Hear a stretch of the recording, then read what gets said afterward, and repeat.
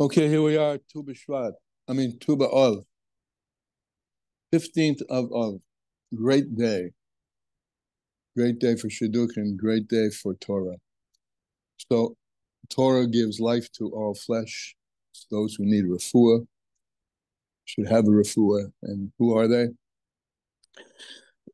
Baruch Benjamin ben Rachel Blima, Yehudis Golda Bas Elisa Hano, Yosef Yitzhak ben Lior, Shoshana Bas Hana, and Chaim Yaakov Zech ben Sarah. For Shlema B'Korav Mamish. Amen. Okay, also Deborah Rachel bat Miriam Chava, Yisur Baruch ben Mariasha, Benjamin Ber ben Hana, Leah Gila bat Sima, Rivka bat Sally Sila. For Shlema B'Korav, I'm looking forward to these lists getting shorter and disappearing. Me too. Yeah. Fega, Fega Bas Shoshana and Esther Fega Bas Chaya Rachel. For Shlema B'Korav, Rav Yitzhak Feivish ben Braina Malka, and Penelope and Bas Joyce. For Shlema. Okay, Hayom Yom. Let's get it right. 15th of Av. From my father's notes, the Frierdiker Rebbe's notes, the Rebbe writes, the superior quality of the 15th of Av over the 15th of every other month is this. The 15th of the month in general represents only the complete wholeness of the moon's revelation, its visibility, but it is still only a recipient of light. You know, by the way, the Chachamim said, and we learned this on Shabbos, that the Chachamim say in Gemara Tainus that there's no yontiv amongst the Jewish people greater than the 15th of Av, which needs a lot of explanation, and this is one of them. So what happens on the 15th of Av that's different than the 15th of other months, which every 15th of the month is a full moon? On the 15th of Av, the light is firmly fixed in it, for the ascent is in reverse proportion to the drastic descent, right? Yurida, Torach Aliyah, or in this case, the Aliyah, the elevation of the moon, is directly proportional to the Yurida. What's the Yurida? The Yurida is the darkest days of the calendar that we have, which are not only dark every month when the moon doesn't show itself, but the dark of the dark is the period of the beginning of Av, and particularly Tisha B'Av. So proportional to the darkness is the opposite, equal and opposite proportion of the light. So in that sense, the light of Tisha B'Av has a strength that comes from the fact that it comes from the pits of darkness. This then is the meaning of the sun's power is weakened, because this is something that happens also. On the 15th of Av, after the summer intensity, the night starts getting longer. The idolaters calculate their calendar by the son of evil. That's an expression in the Zohar. I was intrigued by this son. Why is it called evil? And then I realized, as I did a little research, that the sun has been the symbol of various evil empires. It was a symbol of the Japanese Empire, the Roman Empire, the Persian Empire, and the Ottoman Turks, and to symbolize their divine right to rule. Divine right to rule. The divine right of evil to be dominant in the world. So that's weakened, because the sun's power is weakening. The nights are getting longer. The light of the sun is getting weaker. Back inside. In the days of the sanctuary, the nations, were subservient to Shlomo, King Solomon. Certainly it shall be so in the time to come when the nations will flow to him. In other words, the moon, the Jewish people, the Mashiach, the Jewish perspective, the Torah perspective will be predominant, not the predominant perspective of the blazing, scorching sun of the evil empires. So the nations will come to him.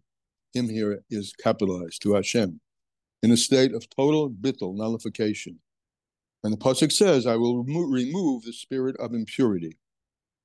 A token of this, right, is expressed on this. Here.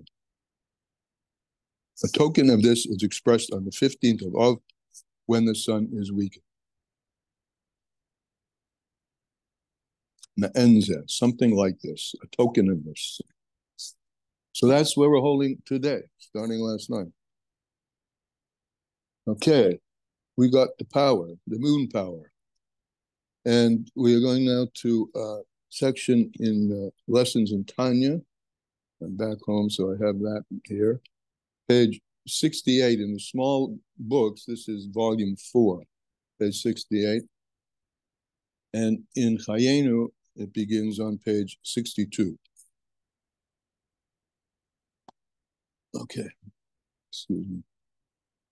We're continuing our topic of tzedekah, but we're moving. I'm sorry to interrupt you. Before we move to Tanya, is there anything specific that they're ever said to do? I mean, to throw parties, I guess. What if you're not a party thrower? Well, not throw parties particularly. I mean, what the Gemara talks about, the party is, it's a particularly auspicious time for a shidduch, right? And that anyone who needs a shidduch, this is a very open time for that. But it's a celebration. Other than that, I don't know. People do. No tachna. No tachna. No, right.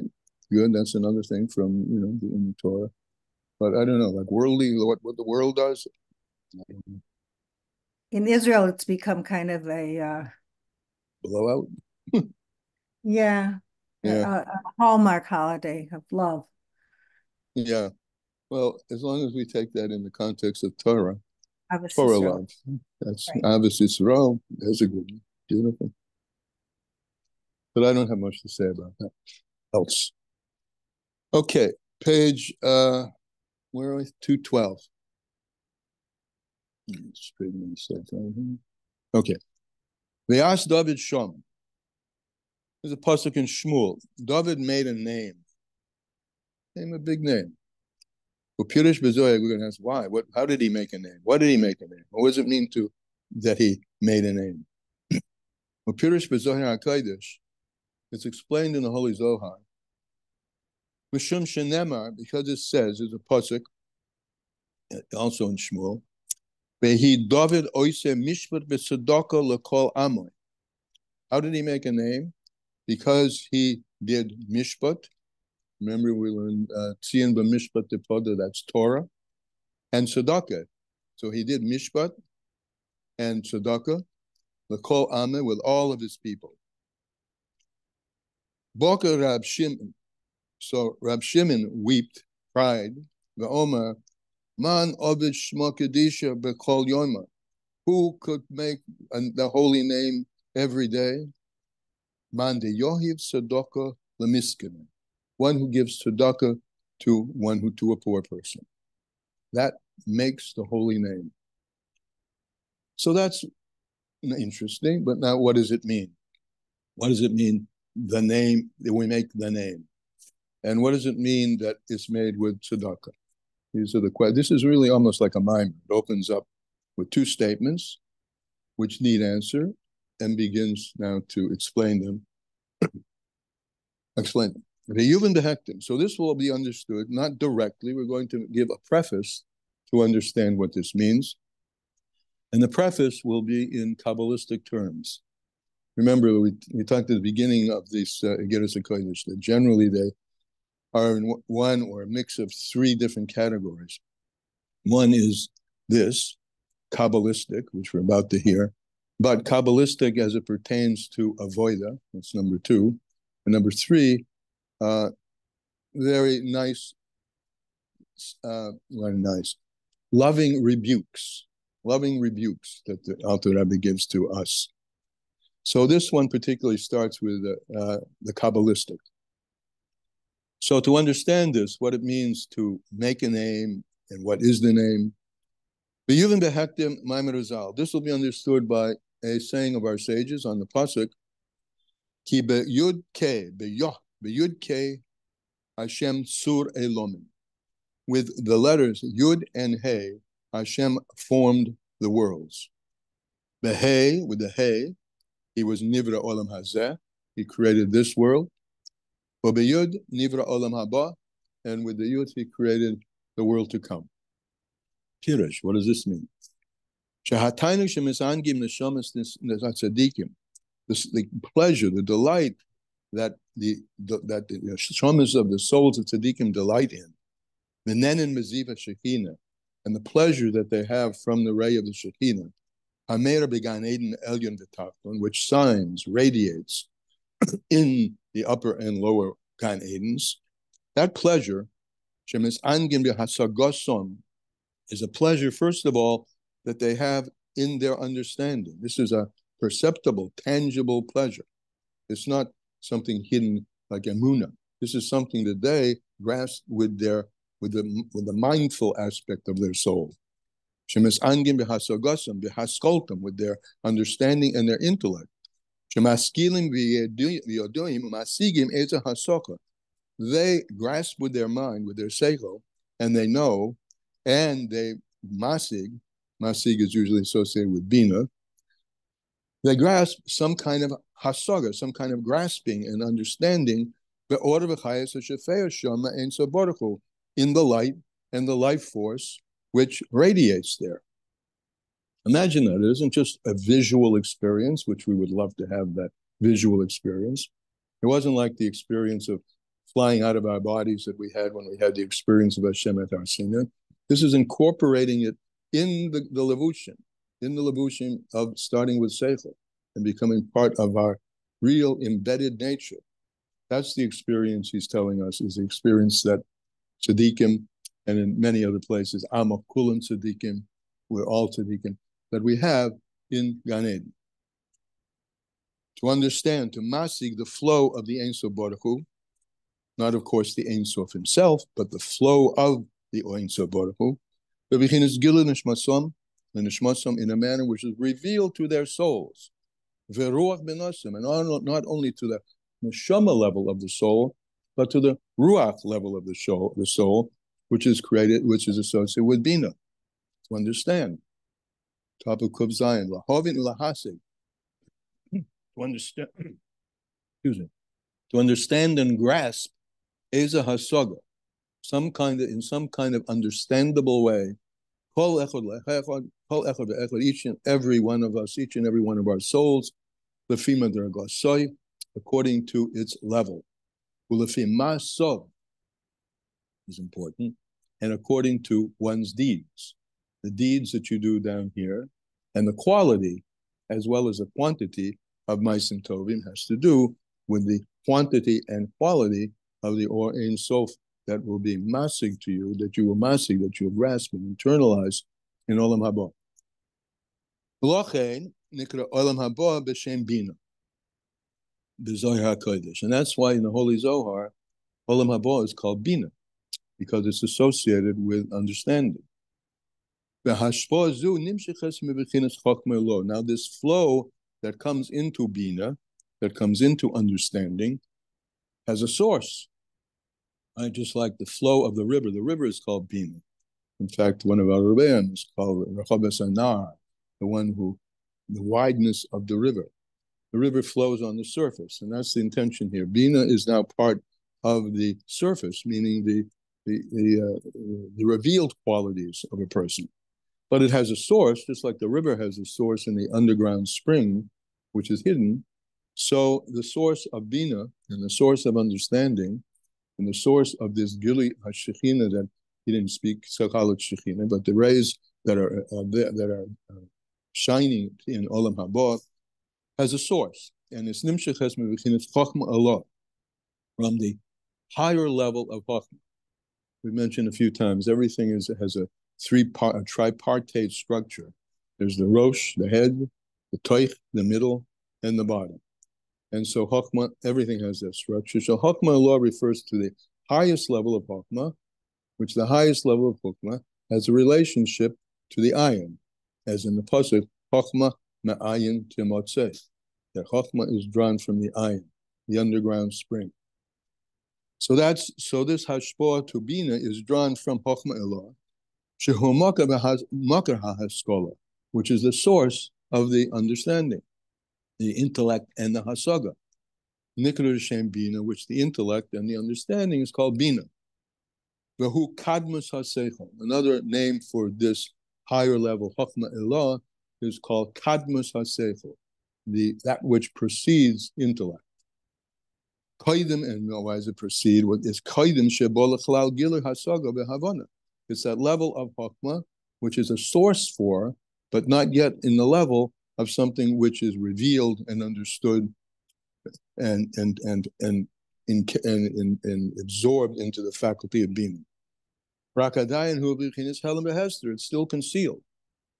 However, a little bit of bit, shom zer shom, a little bit here and there, shafei v'nimshach misham, drips down. He doesn't say drips, comes down, flows down from there. Leb'chinas bina to bina. Lahavina lahasig, and this is all about why olam haba is called associated with bina, because it's getting a flow from Chochmah, but it's a flow that's now graspable in the sphere of bina, and able to be understood and grasped.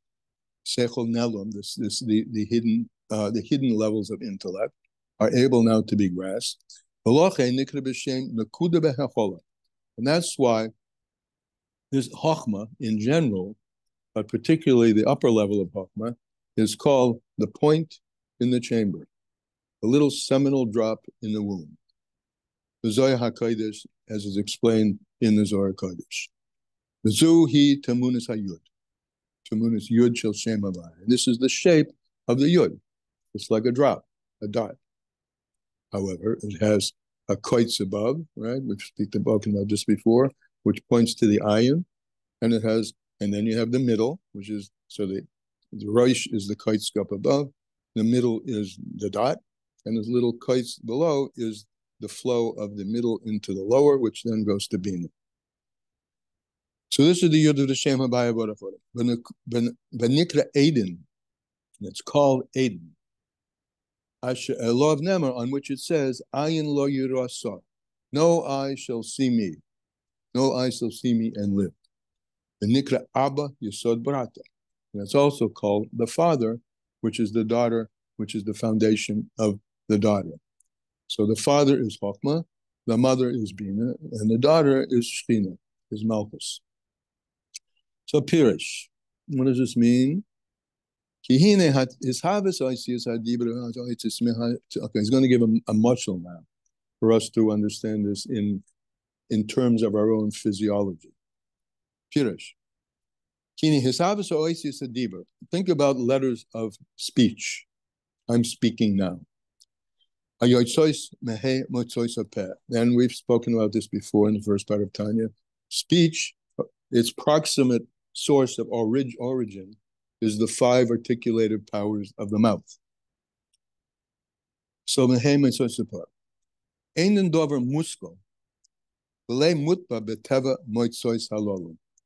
however, the power of speech, right, its proximate source is the articulated powers of the mouth. But how, and this was actually elaborated on at more length in Tanya, where he asked the question, how is it, however, that you don't have to think about it? If it's coming down into physical, right, expression, if it's just flowing through the 3 garments, right, we have Maisa, of course, the lowest, then speech, and what's before that, thought.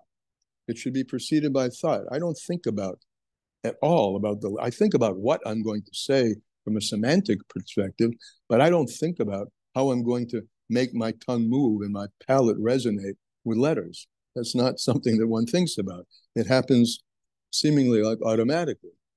So this is what he's going to explain, the source of the letters, deeper than their palate and deeper than the chest, etc., etc. So let's back again. So the utterances which come from the 5 motzos hapeh, ein dover muskal. It's not something that seichel has to get involved with. And it's not something either that's part of the nature of these 5 articulative powers, that they would just on their own automatically utter the letters, al yidei hevel, through their proximate source, which is the breath, the hakoil, and the voice, hamakibahen, which knocks against the voice, the airflow knocks against the five moitzois peh, and that ultimately derives words. But this process is not something, I mean, we've articulated it, right? You've got air coming out, you've got the five moitzois peh, then you've got the actual expression that comes out of your mouth. If this was a thought process to actually think about how to articulate each letter, it would take a long time, but it doesn't. The articulation of the letters comes automatically. It doesn't come through intellect. Kigain, for instance, he gives now a detailed example. Asfosayim, when you look at the lips, al derech mashal, which they are responsible for the letters Beis, Vov, Mem, Hey, right? I'm doing that slowly so you did it yourself. You could feel how your lips are involved with that. So these Beis, Pei, Mem, Pei, and that comes out from them, and whatever comes out from them. It's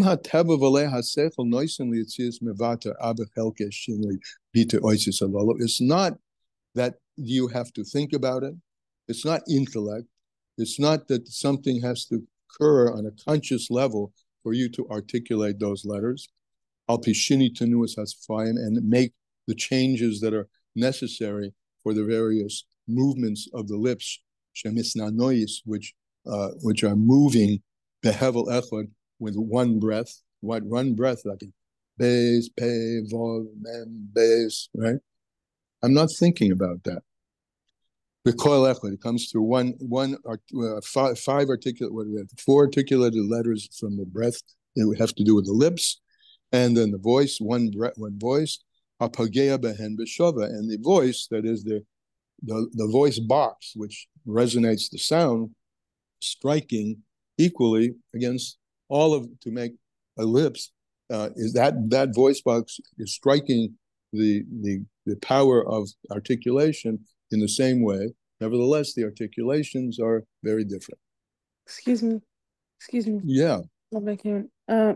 What does he mean when he says lo mutba v'lo teva? I understand it's not logical. It's not sunken in nature. Mutba, nice and is mutba.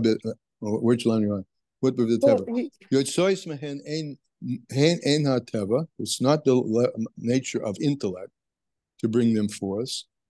Mevata abe chelke, to utter these four letters that we looked at. Are you looking someplace further? Yeah, no, and even before it says einan devar muskal velo mutba'am beteva motzaot halalu. Right. Ein davar muskal. It's not something intellectual. Right. That's mutba, right? Nor is it natural. It's not part of our natural level. Mutba also means sunken. As earlier when it talks about the lips, the tongue, they don't necessarily have to do these things. Right. So, like, if we never learned how to talk, if a human being lived in the forest and so he would not naturally purse his lips in certain ways, is that what he means? Well, let's go further. You'll see where the source comes from. This not that, and we're not talking here about the source of language. We have to learn a language, but the ability to speak any language, speaking, right? We're talking here about speaking.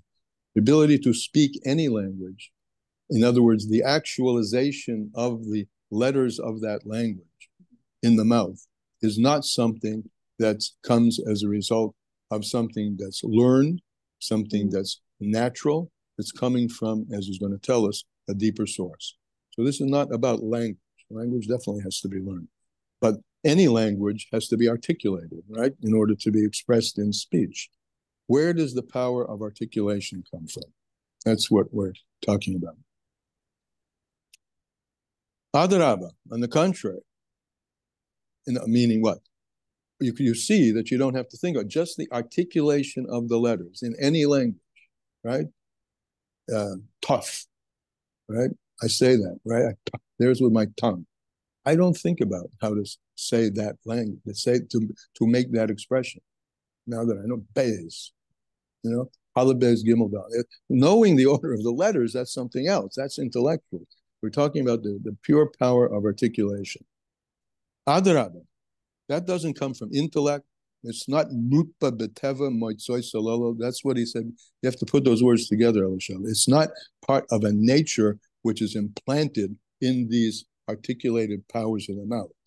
It doesn't have that ability. The articulated powers of the mouth don't have on their own. I have that ability, right? That's part of my nature. I'm built like that. But that can express the letters. Well, let's say, the easier one is the one he uses. I can put my lips together, and make a plosive sound. That's part of my nature. But to formulate them into bays, vav, he's got two other. What's he got up there? Mem, pay. That's not something I think about when I talk. And I'm sure you don't either. Adarab, shini hatanua shebasvosayim, the movement, the changes in the movement of the letter of the lips, is lefi shinoi biti the changes in the movement of the lips. Who lefi shinoi biti oisius. It's because the lips change according to the letters, not the letters change the lips. Right? Absorb this one. That the tenuas of Osayim, the different movements of the lips, hulafishini biti haoisius, is from the differences in the articulation of the letters sheberatzon hanefesh, in the will of the soul. Now, why we bring will up here? First of all, it's a fact, but will, we've talked about this before, also in the same will that motivates you, that allows you to think a thought, which is very complex, right? You need seichel for that, a very high level. But that same will is what drives your finger to move. And it will move automatically if it hits a hot surface and comes back. No thinking whatsoever, right? That's the way lips are empowered to speak letters. The ratzon of the soul, he's saying, because of its instantaneity, is reflected in the instantaneity with which I can go Beis, Vav, Pei, Mem, without thinking about it. I'm saying them out loud, but that my lips move in that way is not a thinking process. It's a process that comes much deeper. So the power of articulation of letters is rooted in the Ratzon HaNefesh. This is all, by the way, an analogy to be talking about the roots before you get to even Chochmah. What's the root of Chochmah, right? Chochmah Elah, we're speaking about here. We'll come back to that after we get through this mashal. So it's rooted in the Ratzon, the will of the soul. Levat b'sayim, it's in the will of the soul to articulate the lips, according to the will of the soul. Lemar or beis or vav or mem or pei, v'lela hepech, and not the opposite. Sh'yu ratzon hanefesh b'kanavose la'aseh shini tenuas b'sayim b'meishehem misanes ato mevite dalet oisis ha'olo. It's from there, in the will of the soul, that we get the ability to spontaneously, without thinking, move our lips in the proper way according to the letter that's being articulated. And as it said, as we see plainly in actuality, nefesh miskavanis v'yadois lekavin klal sheni tenuas hatzvosayim v'shinu mela. We see that there's nothing you don't think about this. You don't have to apply something to this, some kind of kavana and some kind of knowledge in order to mekaven, to make semantic, of course you do. To make meaning, you need the language. But the power of articulation is not in that level. It's a much deeper level, because you don't need to have any kavana and any knowledge in order to intentionally shape the lips into a certain way to make these different shapes of the mouth. And even more, it appears, the nakudas. The nakudas.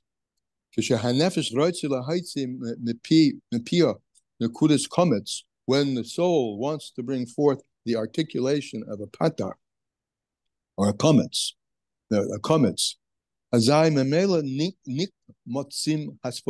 automatically the lips pucker up and contract, come together, gather together. And when you say a patach, right? What happens? Niftachim hasfosayim. The lips open up. Belesha haratzon hanefesh likmates. It's not because you're thinking about this and saying, oh, compress, right? Ooh, contract or broaden. It's not this or to open up, klal v'klal. Okay, he finishes. We're moving muscle kol maskil, right? And there's no reason to go on any longer with this thing, which is simple and understood and graspable with one's mind to anybody who's got a brain, kol maskil. What? Shemavata ha'oisius v'nakudis, that the articulative ability of letters, the ability to articulate letters, ve'hanakudus, and the vowels, is higher than any graspable seichel, moving, or any understood seichel. Ela meseichel hanelim. It comes from, and we called it rotzon, right? The rotzon is really in the keser, but the rotzon drips down from the keser to the Chokmah Elah. That's where we started this. The higher level of Chokmah, the Koitzer Shel Yud on the top of the Chokmah. It drips down. That Shemavata Oisius, the articulated powers of the letters, V'hanakudas and Nakudas, V'lamaylam HaSeichel, higher than intellect, HaMusag, higher than graspable Seichel, certainly graspable than Bina. One doesn't have to understand anything to move the lips. We're moving, and it's understood.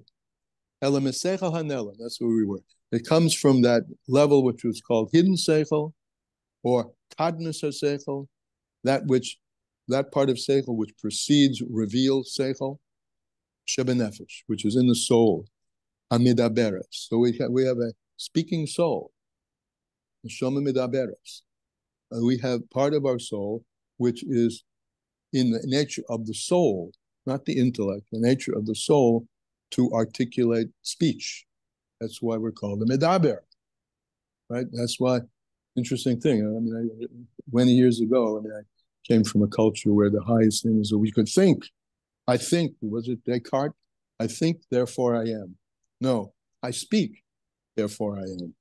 We're the only species that has a neshama midaberes, even though there are other animals and even trees that have a communication capability between them, some through sounds, like the animals, and some through what's called the fungal network underneath in the forest. That's how trees communicate with each other. So lower levels of life have definitely, you could see there's some birds flying in flocks and geese changing, their chevron, their whole shape, so they communicate. But only we have a nefesh hamidaberes.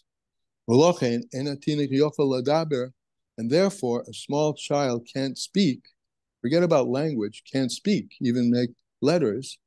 Even though, and this is a phenomenon that you've probably seen, all of us probably on the phone have seen somewhere, a child pre-speech who understands well everything which is being said by other people, but can't put it into words yet, because that deeper power of the soul, the midaberes, the upper pintle of the yud, and its connection with the ayin is not yet made. And that's why speech comes later. Interesting. It isn't learning the language. It's the power of articulation.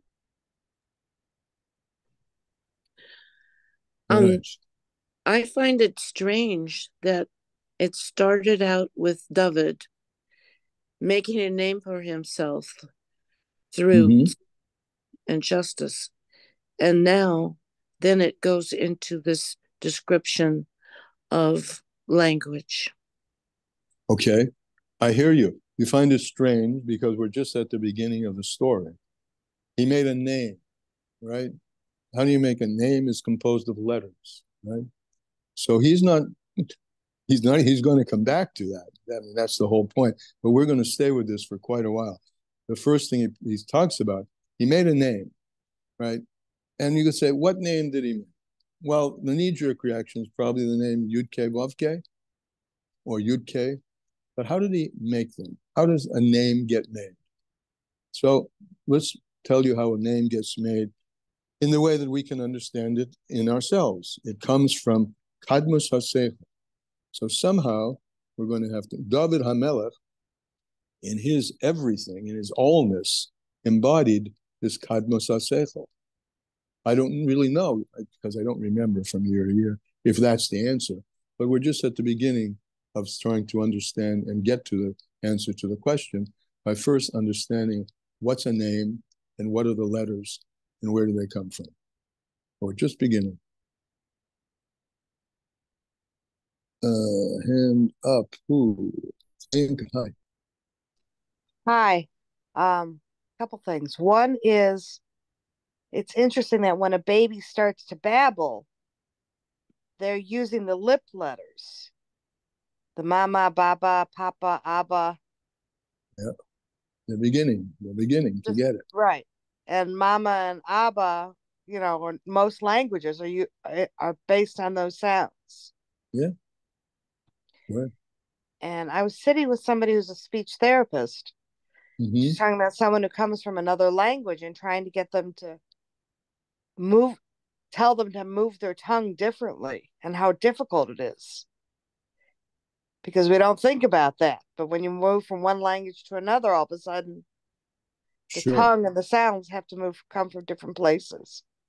I remember first learning to say yes, because we don't have that sound in English. You know? But, okay. So the actual, vibration of the uvula, what was it called? The uvula? Uvula. Thank you. Uvula. Right. Was not something that I was used to. Okay. So I had to dig down deep how to do that. Right. But the ability, he's saying that's I learned how to do that. Right. But the root of that can happen. That can happen is built way down deep. It's not something that, thank God that from that moment on, I didn't have to think about it every time. And right, every time you utter a word, you don't have to think about, like right now, I'm talking a blue streak. I'm not thinking about how to move my lips at all, or because it's coming from a much deeper source. Right. I also want to thank everybody for motivating me to empty my pushkas. Okay, that was Ellie Simmons. Yeah. Right. Shikaya. Okay, I don't know. Do we have a takeaway from this? I mean, we are definitely beginning a story. I'm at a loss at the moment for Ubechain. Anybody else? Well, it's pretty obvious. It means that there's more to life than seichel and nature. Well, that's a good one. Yeah. Well, I was thinking that that it's interesting that the Alter Rebbe says that the baby understands everything, even though he can't speak. I mean, he didn't learn the vocabulary. He doesn't know what, philanthropy means. But maybe what he means is that there's more to understanding than just the words. That he understands like the vibes and the energy of people exchanging communication, using words and communication. So I guess my takeaway is to listen to people like a baby, not necessarily not necessarily their words, but also like their vibe and their energy and what's really going on. Right. Yeah. In fact, we just a year ago, now almost two, we had a grandchild before them, but the one that hangs around here in Crown Heights. And my wife remarked, he was about 6 months old, and she said he understands everything. He just can't say anything. But it was clear. I mean, when you would gesticulate something or, ask for, he knew where to go and what to do, but he had no language. Now he's beginning, thank God, to get him a set of language. So yeah. So let's go on with the story tomorrow, and Mr. Hashem will see you all there. Bye-bye. Thank you. Love you.